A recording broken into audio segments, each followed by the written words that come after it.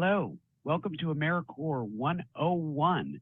My name is Lisa Flight, and I am a Senior Grants Officer with the New Jersey Commission on National and Community Service. This presentation is intended for applicants to the FY 24-25 Formula NOFO, or Notice of Funding Opportunity. This is intended to give you a quick overview of what AmeriCorps is and what it can do for you. So welcome to AmeriCorps 101.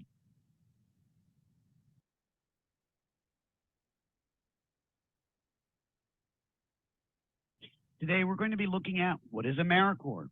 AmeriCorps in New Jersey, including some statistics, an education award, the AmeriCorps member benefits, our terms of service, the term limits, documentation of hours served, and prohibited activities. All of this information you will find in the Notice of Funding Opportunity, and it's really important that you read it all and read the fine print to get a true sense of each of these areas. AmeriCorps, well, you've come to the right place because we're here to help. First off, let's clear up one thing right away. You might be wondering how to say or spell AmeriCorps. Sometimes people pronounce the P, but don't make that same mistake. AmeriCorps is alive and well, just spelled with a silent P. So think of Apple Corps or Core of the Earth.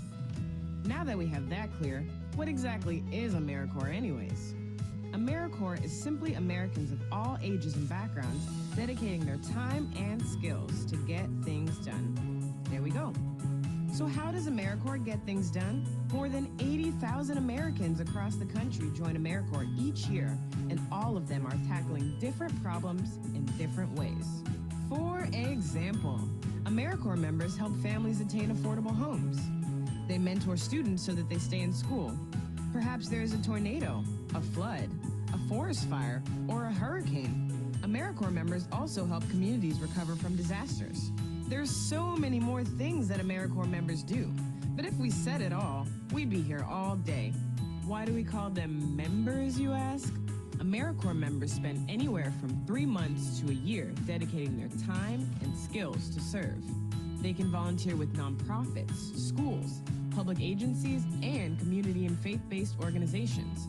And in case you were wondering, there are a few perks AmeriCorps members get, including money to pay for college, student loan deferment, training, living allowance, health benefits, and job opportunities with leading employers. Not too bad, right? All right. What's the purpose of AmeriCorps? Like the military or the Peace Corps, AmeriCorps is a way to serve your country. AmeriCorps members make Americans safer, stronger, and healthier, and they strengthen our communities. But above all, AmeriCorps members get things done. That's it. That's what AmeriCorps is. Learn more about AmeriCorps at AmeriCorps.gov.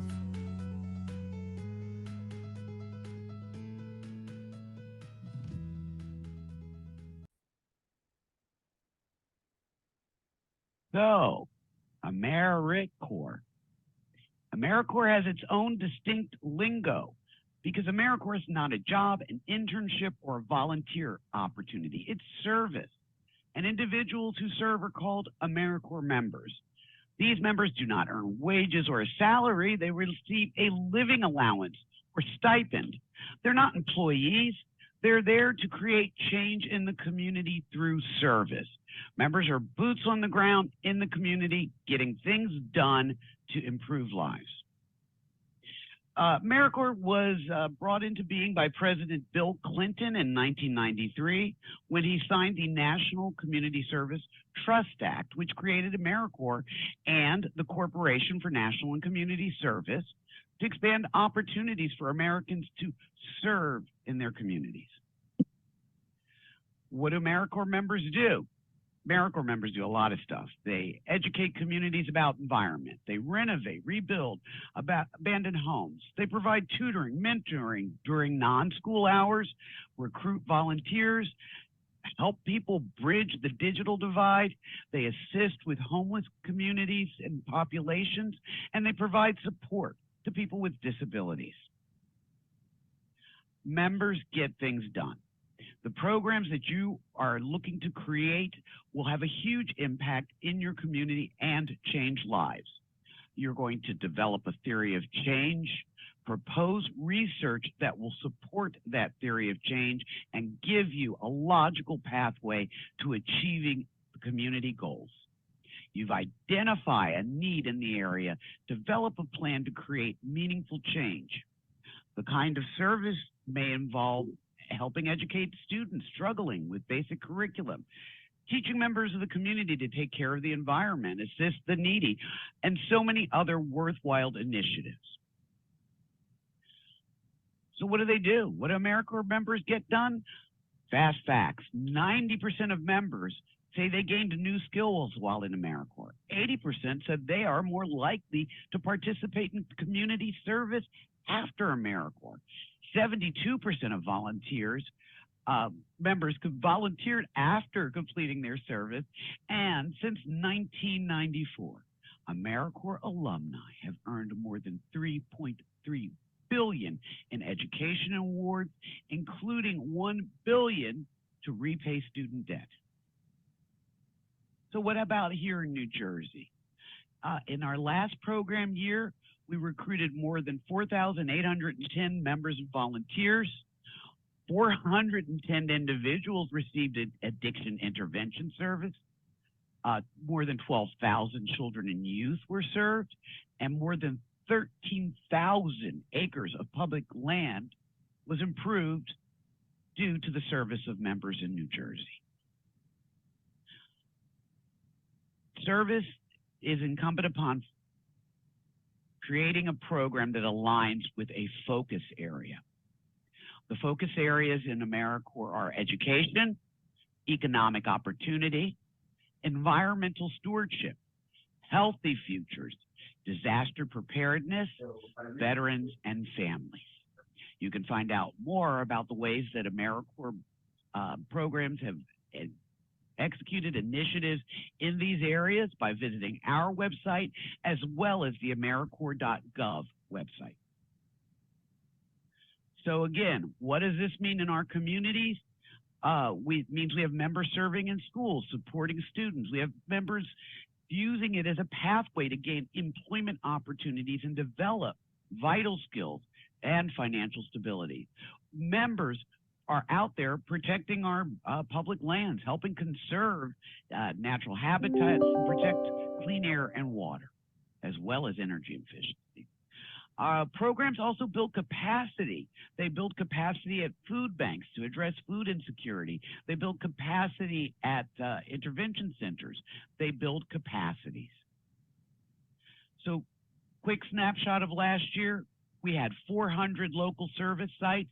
We had more than 4,800 AmeriCorps members, as well as members in our sister program, AmeriCorps Seniors. And that meant that there was $23.8 million in funding, both AmeriCorps and local, and $104 million in scholarships since 1994. Okay, who can be a member? You must be 17 years of age or older.